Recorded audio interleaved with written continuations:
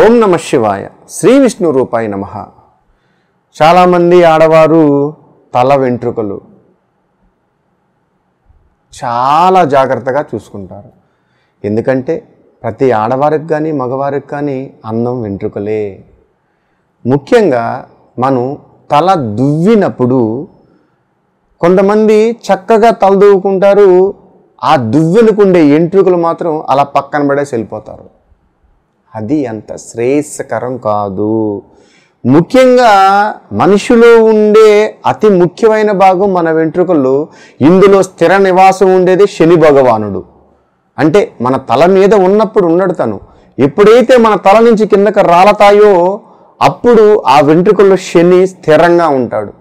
మీరు మర్చిపోకుంటూ మీరు ఎప్పుడైతే తలని మీరు దువ్విన తర్వాత మీ దువ్వునికి ఉండే వెంట్రుకలు ఉంటాయో ఇవి మర్చిపోకుండా మీరు వాటిలన్నీ శుభ్రంగా తీసి చుట్టి ఎవరు తొక్కకుండా ఎక్కడంటే అక్కడ పడేయకుండా ఓ ప్రత్యేకమైన కవర్లో పెట్టి కట్టి పక్కన పెట్టుకోవాలి.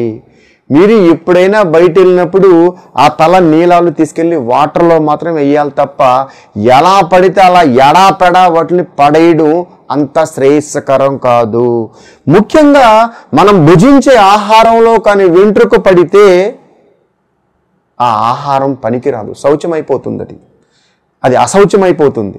అది తినడం వల్ల మన హెల్త్ ఇష్యూస్ అంటే మన ఆరోగ్యానికి అంత శ్రేయస్కరం కాదని శాస్త్రంలో చెప్పబడింది. కొంతమంది పెద్దవారైతే ఎంట్రుకుంటే ఇంక అన్నం కూడా ముట్టరండో లేచి వెళ్ళిపోతారు. అయితే మన తల నీలాలు మనం ఎక్కడ పడితే అక్కడ పడేయకూడదు. ముఖ్యంగా మన తల వెంట్రుకలు ఇంట్లో అక్కడ ఇక్కడ పడిన దాని వలన కూడా కొంతమంది ఎవరి తల వెంట్రుకలు కింద పడితే వాటిని తొక్కతారో వాళ్ళకి శనిగ్రహ ప్రభావం బాగా పట్టి పీడిస్తుంది అని అర్థం. అంటే మన వెంట్రుకలు నేల భాగాన కూడా తెలియకుండా పడితే మనం ఏమీ చేయలేము, కానీ తెలిసి అశ్రద్ధతో ఆ వెంట్రుకలు కింద పడినా బయట వాళ్ళు కానీ ఇంట్లో వాళ్ళు కానీ వాటిని తొక్కితే వాళ్ళకి శనిగ్రహ ప్రభావం ఎక్కువగా పట్టి పీడిస్తుందని అర్థం. అది మగవారు కానీ ఆడవారు కానీ ఎవరైనా తల వెంట్రుకలు తల నీలాలు మీరు దువ్విన తరువాత మీ దువ్వెనకు వచ్చే వెంట్రుకలు చాలా జాగ్రత్తగా తీసి వాటిని ఓ కవర్లో పెట్టి వాటర్లో పడేయాలి. తప్పదు అంటే డస్ట్బిన్లో కూడా వేయచ్చు, కానీ మనం ఉండే పరిసర ప్రాంతాల్లో ఆ వెంట్రుకలు పడరాదు. అలాగే చాలామంది వెంట్రుకలు చాలా పొడవుగా చాలా చక్కగా ఉంటాయి. కొంతమందికి ఎంత కష్టపడ్డా కొత్తిమీర కట్ట కన్నా 1 ఇంచు కూడా ఎదగవు. అది వాళ్ళ అదృష్టం. ఇది వీళ్ళ బాధాకర విషయం. దానికి మనం ఏమీ చేయలేము సుమా. ముఖ్యంగా ఎవరైనా ఆడవారు డైలీ జడ వేసుకుంటూ ఉంటారు.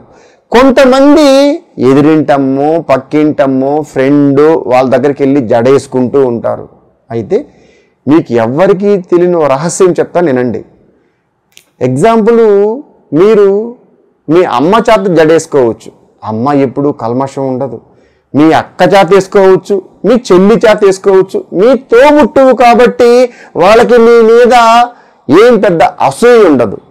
కానీ మీరు అంటే గిట్టని వారు, మీరు అంటే పడని వారు, మీ గురించి ఎదుటోళ్ళు చెడుగా ఆలోచిస్తున్నారు, మీరంటే వాళ్ళకి మంచి అభిప్రాయం లేదు అని మీకు తెలిసినప్పుడు మీరు వాళ్ళ చేత మీ తల వెంట్రుకలు జడ వేసుకోరాదు.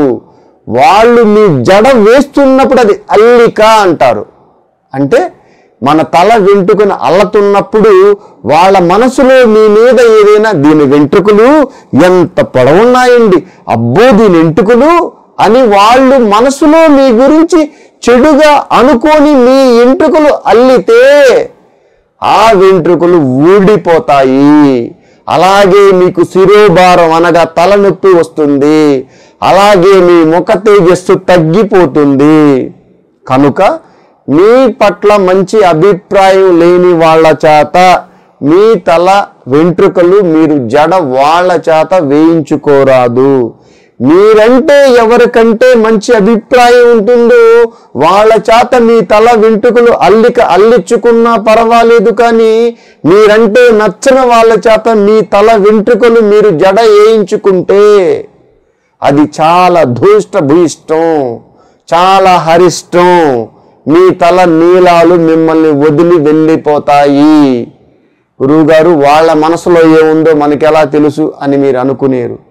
మీ చిన్నపాటి విచక్షణ జ్ఞానంతో మీరు పసిగట్టగలరు మనమంటే ఎవరికి మంచి అభిప్రాయం ఉంది, ఎవరికి మంచి అభిప్రాయం లేదు అని. నేను కనుక వీలున్నంత వరకు మీ జడ వెంట్రుకలు మీరు జడ వేసుకుంటున్నప్పుడు మీతో సహసంబంధాలు మంచిగా ఉన్న వాళ్ళ చేతే తప్ప మీరంటే గిట్టని వారి చేత మీరు ఎప్పుడు జడ వేయించుకోరాదు.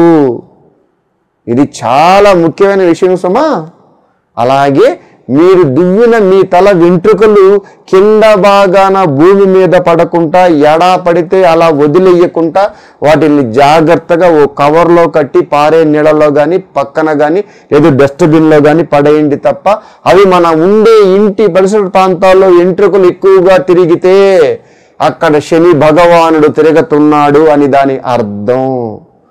దయచేసి మీ తల నీలాలు చాలా జాగ్రత్తగా మీరు భద్రపరిచి పారే నీటిలో కానీ పక్కన కానీ కవర్లో కట్టి పడేయండి తప్ప వాటిని ఎలా పడితే అలా వదలరాదు.